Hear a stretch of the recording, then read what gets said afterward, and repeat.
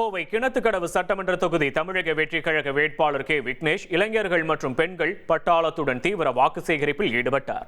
Whistle சின்னத்திற்கு ஆதரவு திரட்டிய அவர் தொகுதி மக்களின் அடிப்படை பிரச்சனைகளை தீர்ப்பதே தனது முதல் இலக்கு என்று தெரிவித்தார். தொடர்ந்து செய்தியாளர்களிடம் பேசிய அவர் அரசு பள்ளி ஒன்றில் 9ஆம் வகுப்பு மாணவன் கழிவறையில் தண்ணீர் இல்லாததால் வகுப்பை புறக்கணித்த அவல நிலையை சுட்டிக்காட்டி ஆளும் கட்சியினரை சாடினார். தான் வெற்றி பெற்றால் மாதம் ஒருமுறை மக்களை நேரடியாக சந்திப்பேன் என்றும் லஞ்சம் மற்றும் போதைப் பொருள் விற்பனை இல்லாத தொகுதியாக கிணத்துக்கடவை மாற்றுவேன் என்றும் உறுதியளித்தார். இந்த பகுதிக்குள்ள கிணத்துக்கடவு எல்லைக்குள்ள எந்த அதிகாரிகளும் லஞ்சம் வாங்குற அதிகாரிகளுக்கு இந்த மண்ணில் இடம் இல்லைங்கிறத அதை உறுதிப்படுத்துவோம்.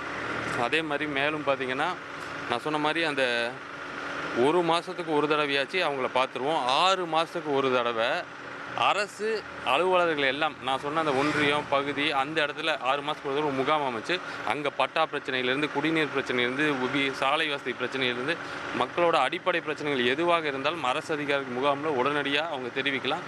தெரிவித்ததுமே அதுக்கு என்ன தீர்வோ அந்த தீர்வு அதே இடத்துல எட்டப்படும். இனி செல்லும் இடமெல்லாம் செய்தி.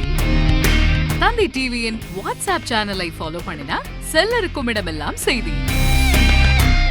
இதோ QR கோட் இப்பவே ஸ்கேன் பண்ணுங்க, ஃபாலோ பண்ணுங்க.